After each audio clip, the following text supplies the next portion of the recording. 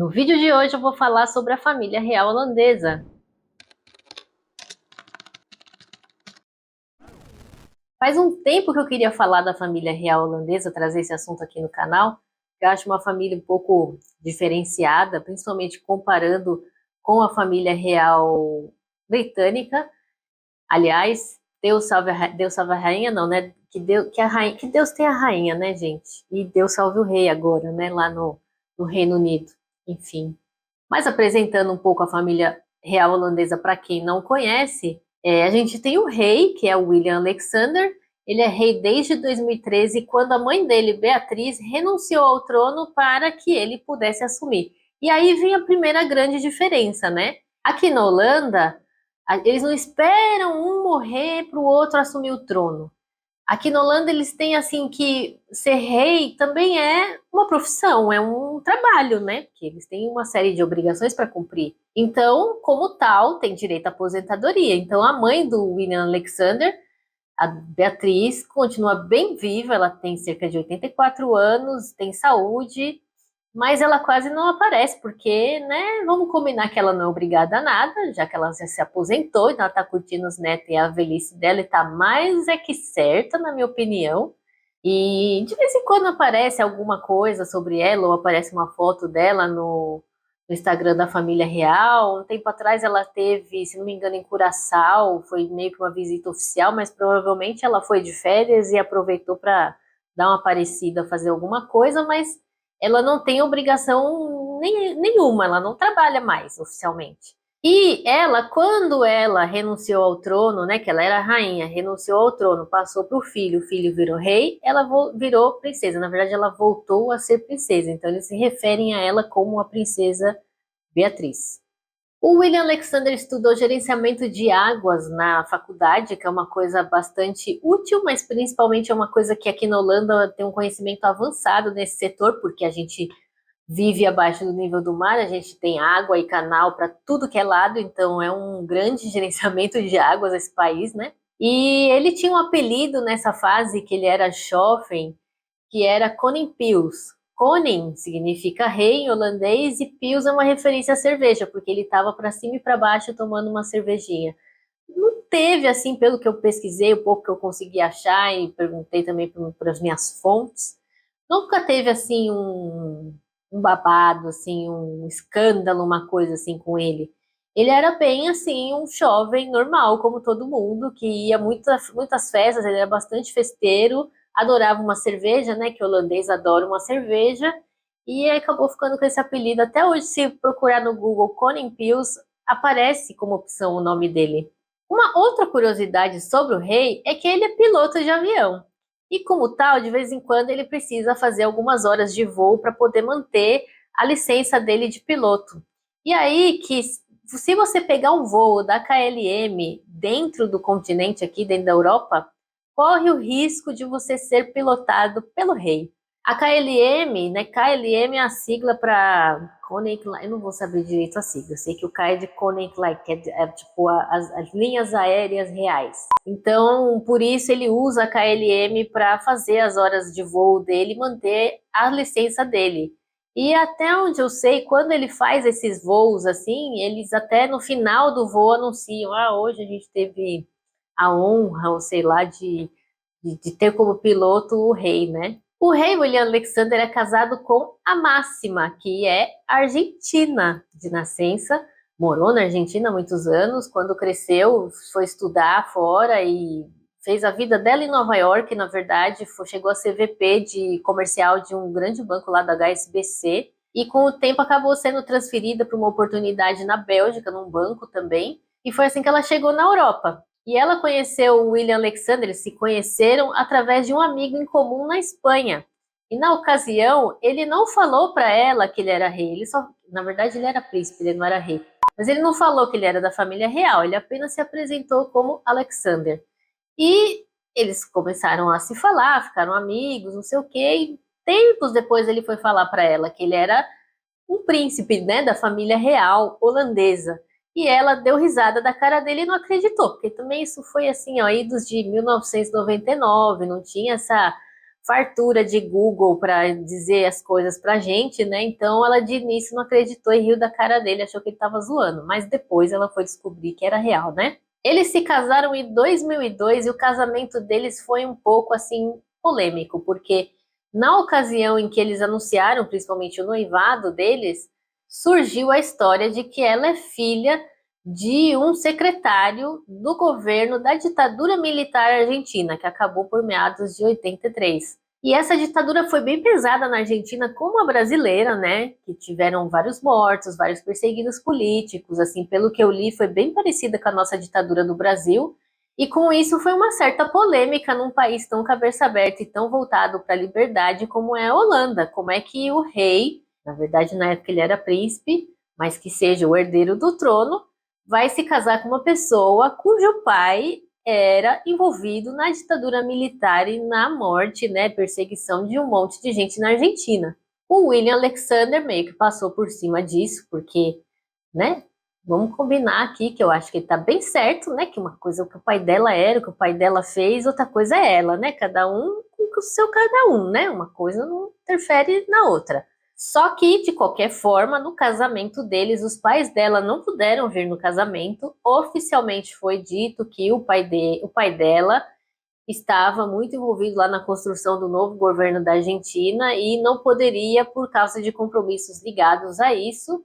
E a mãe não foi porque ela não iria sem o marido. Mas todo mundo sabe que eles não vieram para não causar mais polêmicas com o povo aqui da Holanda. Apesar desse reboliço todo aí no casamento, a Rainha Máxima é muito amada aqui, todo mundo gosta muito dela, é uma mulher muito inteligente, ela é uma mulher muito máxima mesmo, acho que ela faz muito jus ao nome, não tô falando isso porque ela é latina não, é verdade, mas tô falando também porque ela é latina, é foda, né? Mas enfim, ela fala um holandês perfeito, assim. Eu perguntei pro meu namorado, ele falou assim que o holandês dela é bastante impecável, que você percebe lá no fundo, assim, um sotaque, mas que ela fala muito bem. Claro que uma vez que ela casou com o rei, ela tem nacionalidade holandesa, né? Ela pegou a cidadania dela. E no site oficial da família real, ela não é chamada de rainha consorte como é na Inglaterra, por exemplo. Ela é simplesmente rainha. Ponto, acabou. Tem essa história de consorte, não. Embora ela tenha muita sorte, né? Porque casar com o príncipe tem que ter muita sorte dessa vida, né? Eles têm 3 filhas, Amália, Alexa e Ariane, nessa ordem de idade.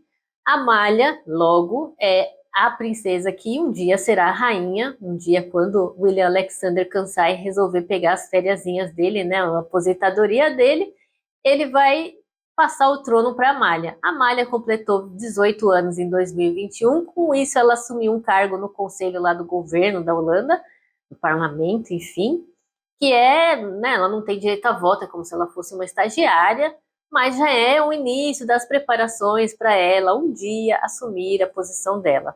Então, assim, nós tivemos pelo menos 3 rainhas antes do William Alexander, que foi a Wilhelmina, que é na época da guerra, a Juliana, que era filha dela, e a Beatriz, que é a mãe do William. E o dia que ele se aposentar, teremos uma rainha novamente.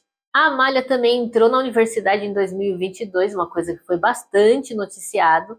Ela é bastante discreta na vida pessoal dela, na verdade todos eles, mas principalmente as meninas, né? Eles preservam muito para que elas, para tentar dar a elas assim o máximo possível de uma vida normal dentro de toda a normalidade dessa vida de ser família real, né? Não vou dizer anormalidade, mas é fora do comum, né? Mas dizem as fofocas que a Amália estava de namoro com um herdeiro alemão e dizem as fofocas também mais recentes que eles terminaram esse relacionamento, mas ninguém sabe o que é verdade e o que não é porque ela não fala. E tá muito mais certa de não falar mesmo, né? Na minha opinião. Mas o casamento do herdeiro ao trono aqui na Holanda é uma coisa que precisa ser aprovada pelo parlamento, porque, né, se o rei é um chefe de estado, então tem uma relação direta, mesmo que ele não manda no governo, mas ele pode interferir em assuntos do governo, ele aconselha assuntos do governo, então o casamento dele precisa ser aprovado pelo governo. O casamento do William Alexander e da Máxima foi aprovado pelo governo, e um dia, quando a Amália resolver casar, vai ser aprovado pelo governo também. Mas aí pairava no ar assim uma questão em relação a possibilidade do herdeiro do trono se casar com alguém do mesmo sexo, que era algo que entendi eu estava no ar. Entendi que não tinha uma lei, uma coisa formal, mas estava no ar, assim, de que se o herdeiro ao trono resolvesse se casar com a pessoa do mesmo sexo, ele teria que abdicar do trono para poder se casar com a pessoa. Ou seja, a pessoa teria que escolher entre a orientação sexual e o trono.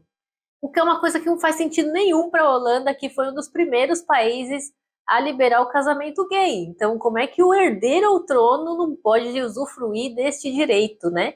Mark Rutte fez um pronunciamento, não entendi se foi um pronunciamento, se ele alterou a regra barra lei, mas ele deixou claro e estabeleceu que se Amália ou qualquer outro herdeiro real daqui para frente quiser se casar com a pessoa do mesmo sexo, ele não precisa abdicar do trono para poder fazer isso. Ele pode, a Amália, se quiser, pode muito bem casar com outra mulher e continuar sendo a herdeira do trono e assumir o trono quando for a hora disso acontecer. O que eu achei o máximo. Porque, né, uma coisa, o que uma coisa tem a ver com a outra, né? A gente está em 2022, vamos combinar que não deveria nem precisar fazer esse aditamento aí, né? Mas tá bom, vamos que vamos. Outra curiosidade é que a Alexa, que é a filha do meio, foi estudar no país de Gales e ela estuda na mesma escola que a princesa espanhola.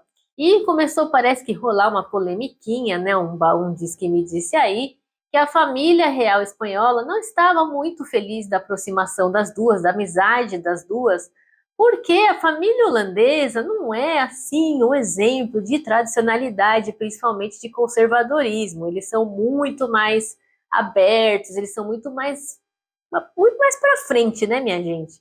E a família real espanhola estava um pouco assim receosa de que a princesa Alexia ia influenciar negativamente na cabeça deles a princesa espanhola, que na Espanha eles têm, né, mais protocolos, eles são mais quadrados com as coisas, né?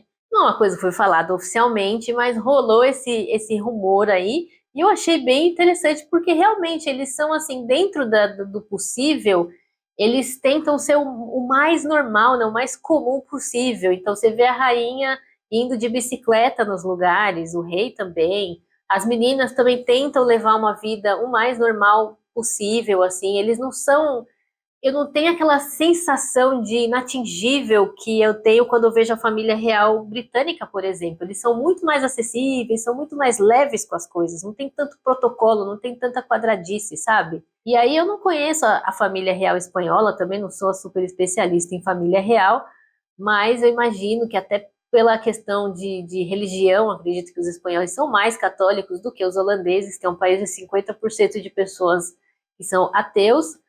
Então, acho que tudo isso deixa, né, um pouco mais conservador e o outro um pouco mais aberto. E aí a família real espanhola estava meio preocupada aí dessa amizade. Mas enfim, só para ilustrar como que a família real holandesa é vista pelas outras famílias reais europeias. Por fim, a gente tem aqui o Dia do Rei, que é comemorado em abril, que é o dia do aniversário do William Alexander, onde tem festa em todas as cidades da Holanda, não em todas as cidades, mas nas grandes cidades da Holanda. E cada ano ele vai para uma cidade comemorar o aniversário dele. Então a família inteira vai, eles saem nas ruas, eles cumprimentam as pessoas, eles participam da festa. E é muito bacana, assim, porque, né, mesmo esse ano, por exemplo, que foi, eu não me lembro exatamente onde foi, acho que foi em Utrecht, devia ter pesquisado, né, mas enfim. Ele foi lá, lógico, a cidade onde ele vai é sempre onde tem os melhores shows, onde vai os cantores mais famosos, onde a festa é maior, porque também vai mais gente ver. Mas as festas nas outras cidades também são bem bacanas, tem sempre música ao vivo aberta, né, de graça, não precisa pagar ingresso para nada. E todo mundo se veste de laranja. Aliás, uma grande curiosidade, vocês sabem por que a seleção holandesa, como exemplo, se veste de laranja se a bandeira da Holanda não tem laranja? A Holanda se identifica tanto com o laranja justamente por causa da família real, porque os antepassados lá do William Alexander vinham de uma casa real chamada Van Oranje. Oranje significa laranja, então ele tem o Oranje no sobrenome dele. A filha dele agora já é chamada de Princess Van Oranje.